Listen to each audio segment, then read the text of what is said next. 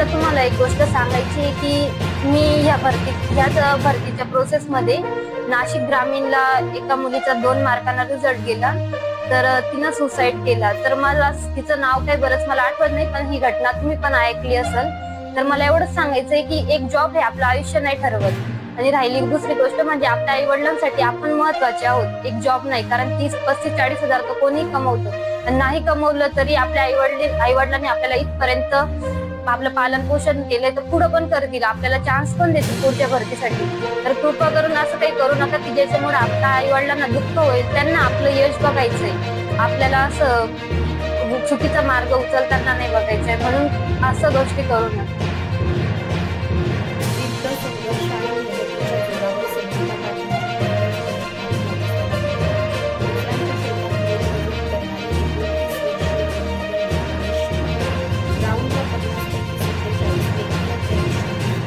छत्रपती संभाजीनगर शहर पोलीस भरतीत घवघवीत यश. अपयश आले म्हणून आत्महत्या करू नका. पोलीस भरतीची तयारी करणाऱ्या अगर किसी चीज को से चाहिए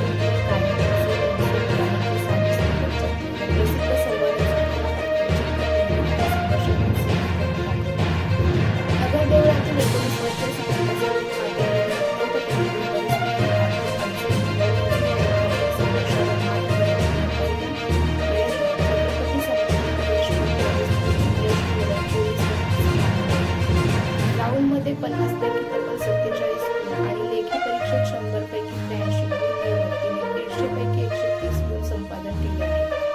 तिच्या या यशामुळे नगरदेवा परिसरातून तिच्यावर अभिनंदनाचा वर्षाव होत असून ती अनेक मुलींसाठी प्रेरणास्थान बनली आहे.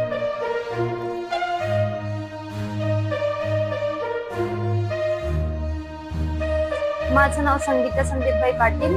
माझी महाराष्ट्र पोलीस म्हणजे छत्रपती संभाजीनगर शहर पोलीस म्हणून माझी निवड झाली आहे. तर मी नगरदेवळा या गावात 12वी पर्यंत शिक्षण घेतलं होतं. 2024ला माझी 12वी पूर्ण झाली.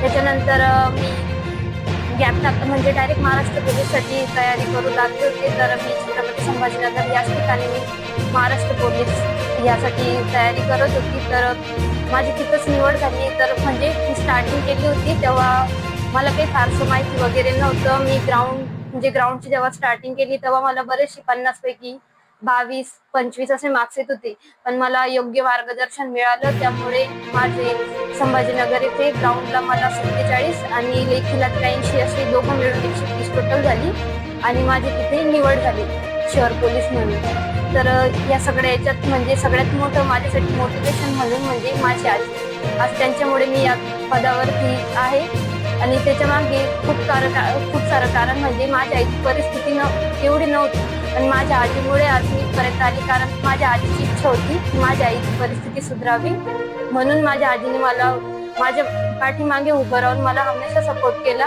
पण काही कारणास्तव माझ्या आजीचा माझा रिझल्ट येण्याआधीच मृत्यू झाला, पण त्यानंतरही मला मामा मामीने खूप सपोर्ट केला, आणि त्यामुळे आज मी या पदावरती पोहोचले आहे. तर या पदावरती पोहोचले आहे. पण खरं सांगायचं तर मी जेव्हा तयारी करत होती तेव्हा माझ्या मनात खूप सारे प्रश्न येत होते की आपण आपली पहिलीच भरती आहे, आपण ग्राउंडला तर आपल्याला इथे चांगले मार्क्स येतात, पण तिथं येईल का नाही, हे बरेचसे प्रश्न येत होते. पेपरला पण मला चांगले मार्क्स येत होते, तिथं येतील का नाही असं वाटत होतं. पण मी जेव्हा ग्राउंडला गेले तेव्हा आमचे प्रशिक्षक स्प्रिंटर अकॅडमीचे बाबासाहेब मंडलिक यांनी मला खूप मोटिवेट केलं. त्याच्यानंतर त्यांनी बऱ्याचशा गोष्टी गायडन्स वगैरे केलं मला. त्यामुळे मी संभाजीनगर शहर इथे 47 ग्राउंड मारलं, 50 पैकी मला तिथे 47 आले, आणि मी लेखीसाठी तयारी करत होती. तर माझ्याकडून पण बऱ्याचशा पेपरला चुका झाल्या आहेत. जसं की म्हणायचं तर मला रिटर्नला कधीही म्हणजे मी पेपर सॉल्व्ह करत होते तर 90% पेपरला मला 100 पैकी 90च्या वरच मार्क्स आले होते. पण खूप सारं मी प्रेशर घेतलं पेपरच्या आधी, बर्डन वगैरे घेतलं की नाही झालं तर कसं होईल. आपल्या मागे खूप जणांचं आशा आहे की आपण लागू म्हणून, आणि 1.5 वर्ष मी तिथं मेहनत केलेली होती. खूप सारे पैसे पण माझ्या घरवाल्यांनी माझ्यासाठी खर्च केले होते. पण घरवाल्यांचं मला एकच म्हणणं होतं, नाही झाले तरी आपण डबल तयारी करू. पण तरी पण घरवाल्यांची आशा बघून मला वाटत होतं, पण मी थोडी बर्डन घेतलं म्हणून मला पेपरला थोडे म्हणजे माझ्या आशेनुसार मार्क्स नाही आले मला तरी 83 मार्क्स आहेत. पण मग ह्या चुका मी ज्या नाही केला त्या बाकीच्यांनी पण नको करायला, त्याच्यासाठी मी म्हणजे सांगायचं माझं म्हणणं आहे. तुम्ही पेपर देताना काय काय चुका केल्या त्या चुका कशा सुधारता येतील असं तुम्ही समाजाला मार्गदर्शन करा. म्हणजे पेपर देताना म्हणजे बाकीच्या मुलांना, बऱ्याचशा मुलांना असं वाटतं की आपण एवढे वर्ष झाले तयारी करतोय, आपण पेपरला गेल्यावर ते विचार प्रत्येकाच्या मनात येतात की आपण आपल्या घरवाल्यांनी आपल्या समोर आशा लावून धरलेले आहेत, जर नाही झालं तर हे कोणी काय म्हणेल, तू तो झाला, तू कसा नाही झाला, हे बरेचशा जणांना ऐकायला भेटतं. आणि